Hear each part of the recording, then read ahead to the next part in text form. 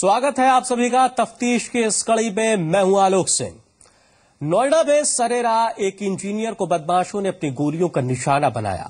वारदात के 3 दिन बाद भी पुलिस के हाथ अब तक खाली है। कुछ सुरागों के मिलने का दावा पुलिस ने जरूर किया है, लेकिन हत्या के पीछे का रहस्य अब तक बरकरार है। ऐसे में सवाल ये कि इस हत्या से सहमे नागरिकों की सुरक्षा में लगी पुलिस कैसे सॉल्व करेगी अंकित की मर्डर मिस्ट्री।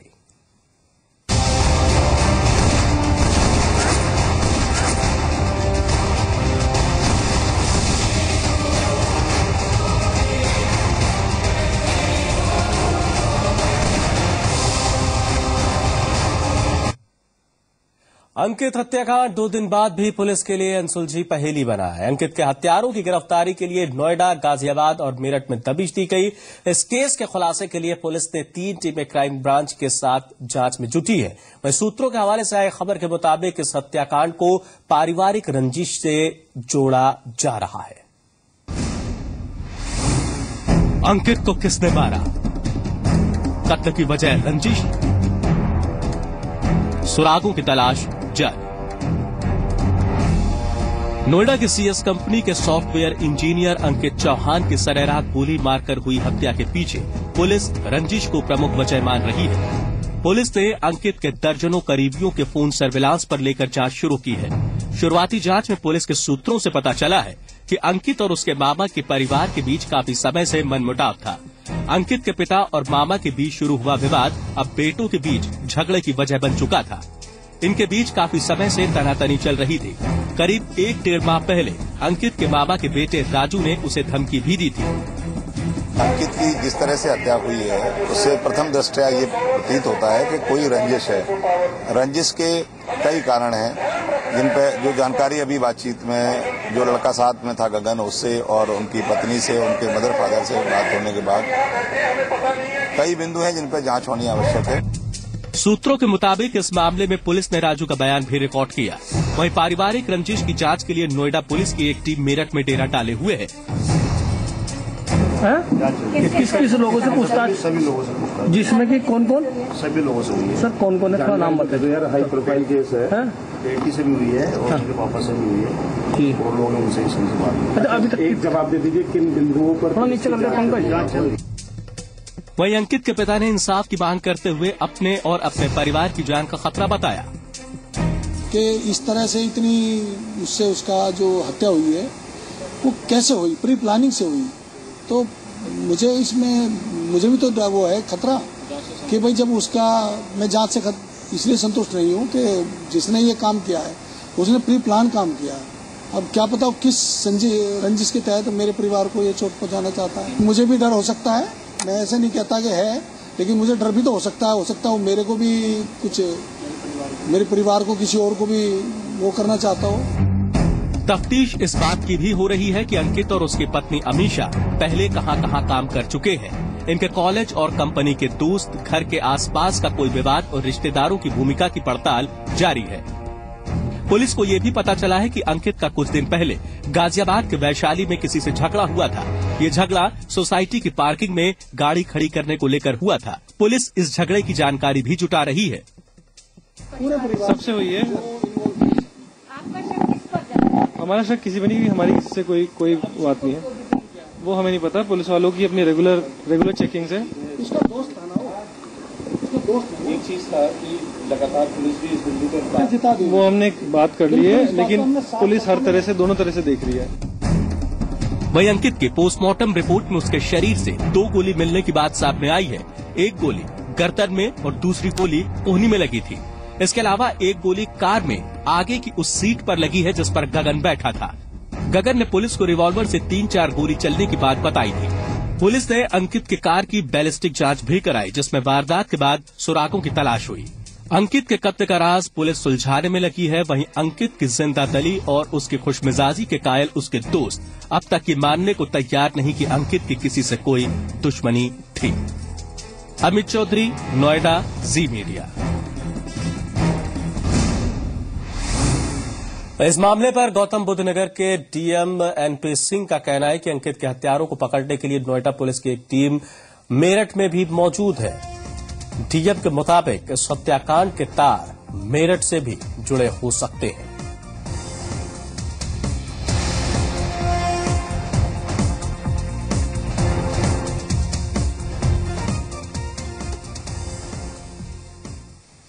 अंकित चौहान के मामले में जो घटना हुई थी उसमें जो गजेटेड ऑफिसर हैं सीओ राजकुमार मिश्रा, इंस्पेक्टर महिला और पुलिस की सारी टीम उनके परिजनों से पूछताछ के लिए, ताकि कोई संभावना दृष्टिगत नजर आए, उनके लिए मेरठ भेजा जाएगा। आज पूरी टीम मेरठ गई है और मुझे उम्मीद है कि कोई न कोई क्लू ऐसी मिलेगा जिससे कि हम पुलिस हमारी सही स्थिति तक पहुंचने में कामयाब होगी। अचानक हुए जानलेवा हमले में जब किसी की मौत होती है तो उस कत्ल के पीछे होते हैं कई राज, ऐसे राज जो किसी और के लिए खौफनाक हो सकते हैं। चुनौती पुलिस के सामने कत्ल के राज से पर्दा उठाने की है तो सुराग अहम है, और अहम है मरने वाले शख्स की मौत के पिछले वो कुछ घंटे, वो कुछ दिन, क्योंकि इन्हीं में होते हैं अहम सुराग। नोएडा के अंकित मर्डर केस में पुलिस की जांच किस तरफ इशारा कर रही है, आइए करते हैं तफ्तीश। सरेआम एक सनसनीखेज मर्डर, बीच सड़क अंधाधुंध फायरिंग और भाग निकले हमलावर। अब तक खाली हाथ पुलिस। क्या है अंकित की मर्डर मिस्ट्री? ये तस्वीर उन पलों की है जब अंकित चौहान अपनी पत्नी अमीषा के साथ था, लेकिन अब अंकित का वजूद इन्हीं तस्वीरों में सिमट कर रह गया है। अब रह गई है तो बस अंकित की यादें। मेरठ के कांकर खेड़ा स्थित अंकित के घर में मातम पसरा है। पूरे परिवार की आंखें नम है। किसी को यकीन नहीं हो पा रहा है कि अंकित की इतनी बेदर्दी से हत्या हो चुकी है। पड़ोसियों के मुताबिक अंकित की किसी से कोई रंजिश नहीं थी, वो खुशमिजाज शख्स था। कि इस तरह से इतनी उससे उसका जो हत्या हुई है वो कैसे हुई, प्री प्लानिंग से हुई, तो मुझे भी तो वो है खतरा कि भाई जब उसका मैं जांच से इसलिए संतुष्ट नहीं हूँ कि जिसने ये काम किया है उसने प्री प्लान काम किया है। अब क्या पता किस रंजिश के तहत मेरे परिवार को ये चोट पहुंचाना चाहता है। मुझे भी डर हो सकता है, मैं ऐसे नहीं कहता कि है, लेकिन मुझे डर भी तो हो सकता है मेरे को भी कुछ, मेरे परिवार को किसी और को भी वो करना चाहता हो, नुकसान पहुंचाना चाहता हो। 13 अप्रैल ये वही तारीख थी जब कार सवार हमलावरों ने अंकित को नोएडा के बीच सड़क पर मौत के घाट उतार दिया, लेकिन अभी तक पुलिस के हाथ कोई पुख्ता सुराग नहीं लग पाए हैं। हालांकि इस मामले की जांच में क्राइम ब्रांच के साथ पुलिस की 3 टीमें लगी हुई हैं और अब तक करीब 17 लोगों से पूछताछ हो चुकी है और कई संदिग्ध लोग पुलिस की हिरासत में हैं। यही नहीं, पुलिस नोएडा, गाजियाबाद और मेरठ में अंकित के हत्यारों की तलाश कर रही है। ऐसे में सवाल ये कि आखिर कब अंकित के हत्यारे सलाखों के पीछे होंगे, क्योंकि जिस तरीके से इस वारदात को अंजाम दिया गया वो किसी बड़ी रंजिश की तरफ इशारा कर रही हैं। मेरठ से राजीव शर्मा के साथ नोएडा से अमित चौधरी, जी मीडिया। और अब बात मौत के उस रहस्य की जिस पर अब तक पर्दा पड़ा है। लखनऊ के लाबार्टिनियर स्कूल की छत से गिरकर 9वीं के छात्र राहुल की मौत हो गई। सवालों के घेरे में पुलिस भी है। वहीं राहुल के भाई रोहित ने भाई की आत्महत्या की बात को सिरे से नकार दिया है। कई सवाल उठाए हैं। ऐसे में सवाल ये कि ये मौत हत्या है, आत्महत्या है या फिर कोई साजिश। स्कूल की छत से गिरकर मौत,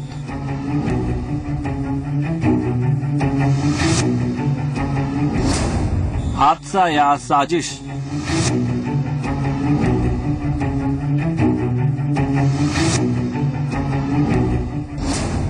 सवाल कई, सुराग नहीं।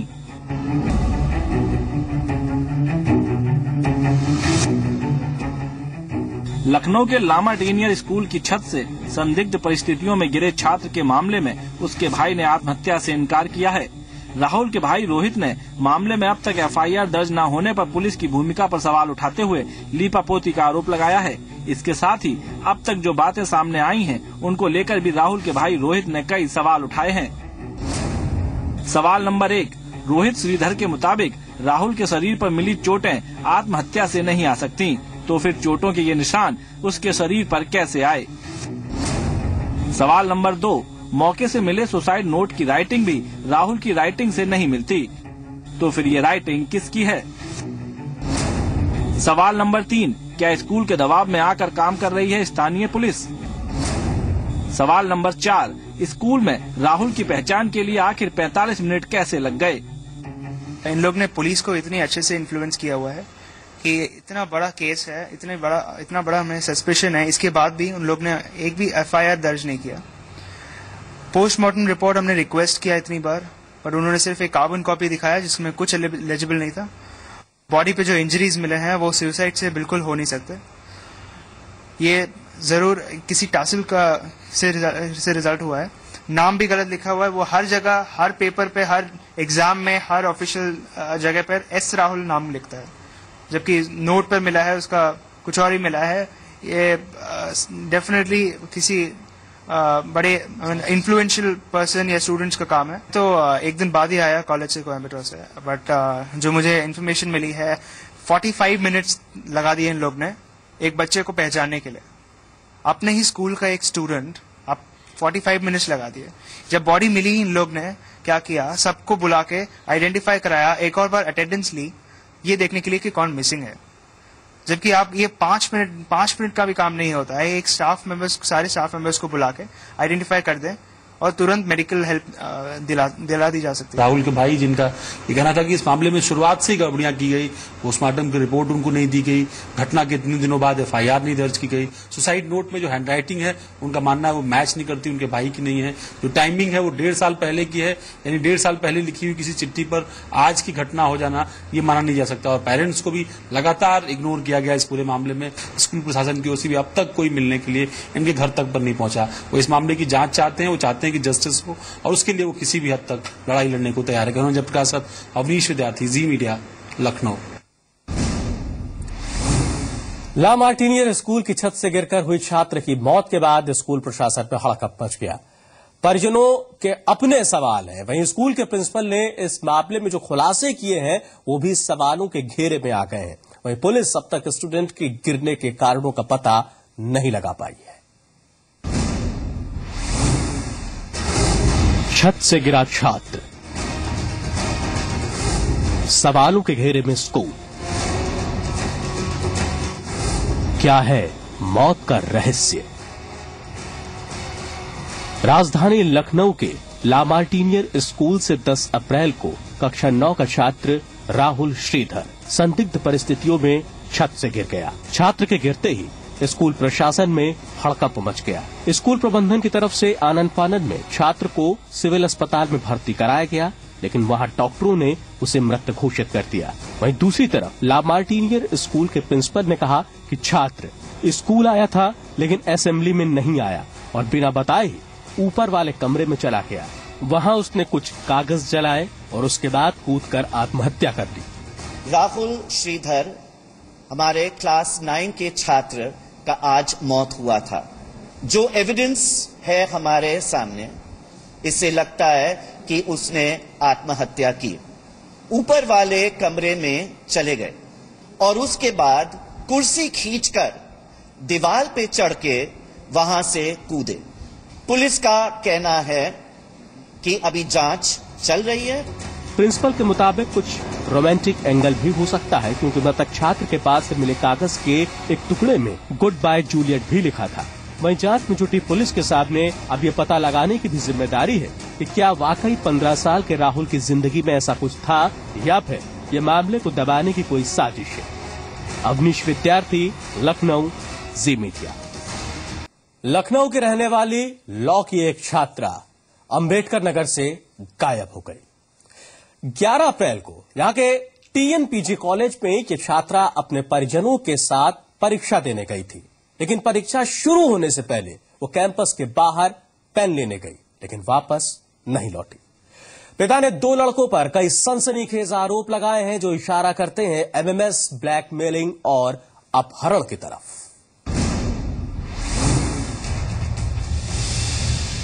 लखनऊ से अंबेडकर नगर वो आई थी पेपर देने, लेकिन बन गई एक साजिश का शिकार।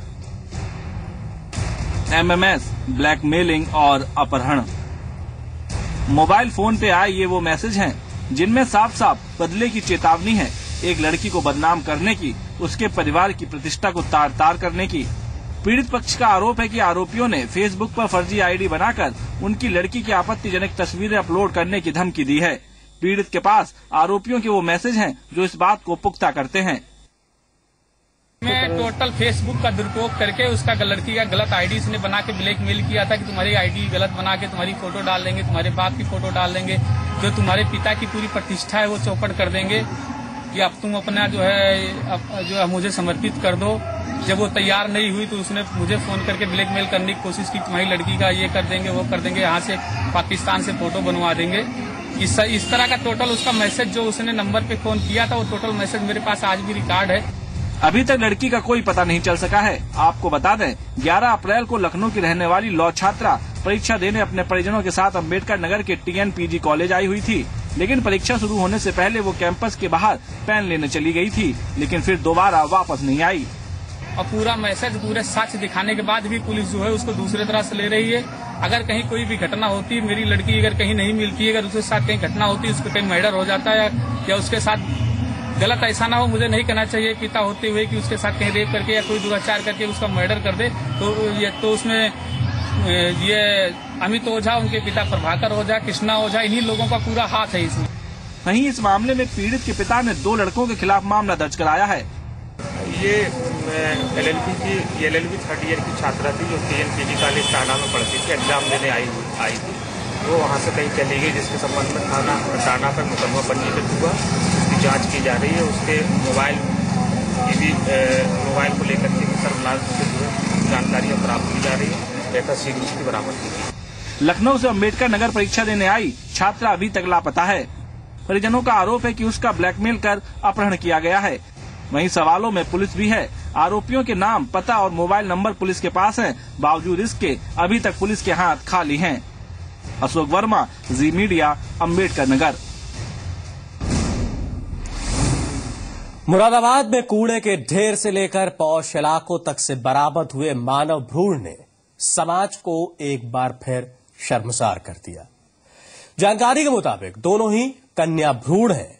इससे सवाल उठता है कि क्या आज भी बड़ी बड़ी बातें करने वाले हमारे समाज को सिर्फ बेटे चाहिए?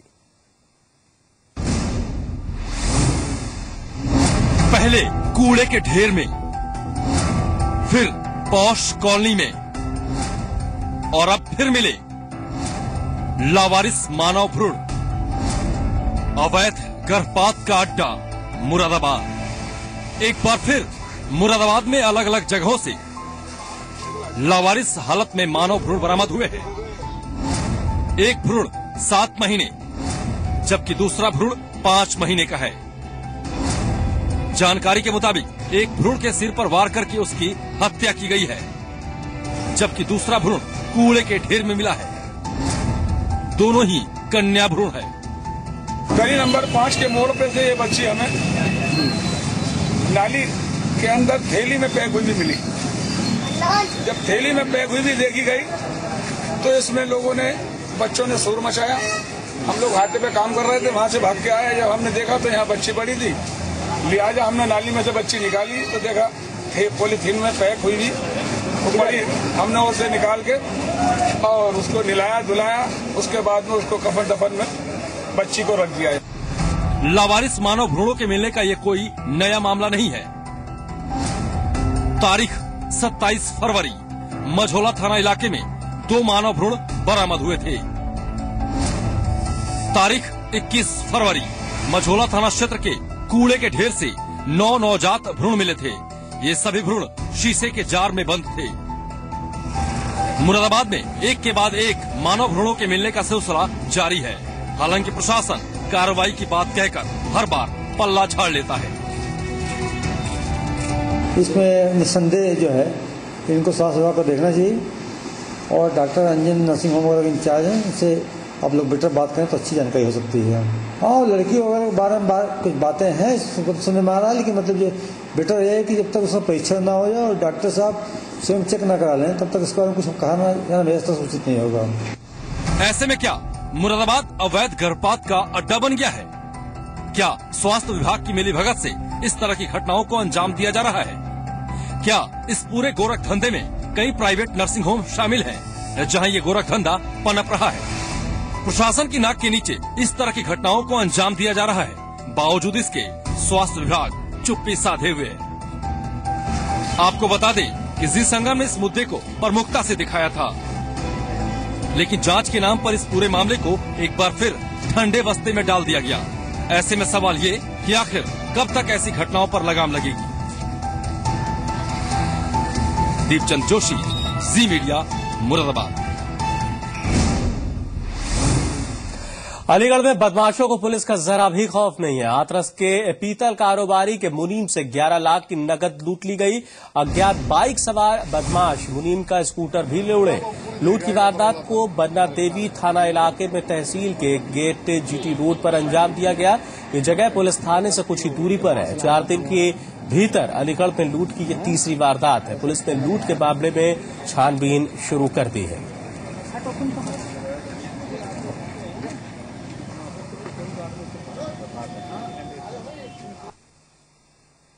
एंडसेंस करके हाथरस की फर्म है पीतल की, उनके मुंशी हैं ओम प्रकाश उर्फ ओमा पंडित। वो किन्हीं 4-6 स्थानों से उनका ये कहना है कि 4-6 स्थानों से कुछ पैसे की वसूली करके वो ले जा रहे थे। प्रभाकर एक इंडस्ट्रियल एरिया में एक फर्म है उसके पास। उनका कहना है कि स्कूटी से जा रहे थे, 2 लड़के स्कूटी पे आए और पीछे से उनको धक्का देके उनकी स्कूटी लेके चले गए। उनका ये कहना है कि स्कूटी में जो विभिन्न स्थानों से कलेक्ट की हुई लगभग 11 लाख रुपए की आमदनी थी, उसको लूट के ले गए। हम लोग इस घटना को मौके पे आ गए, इसको वेरीफाई कर रहे हैं और इस पर तत्काल कार्रवाई की जाएगी। तफ्तीश के इस कड़ी में इतना ही। नमस्कार।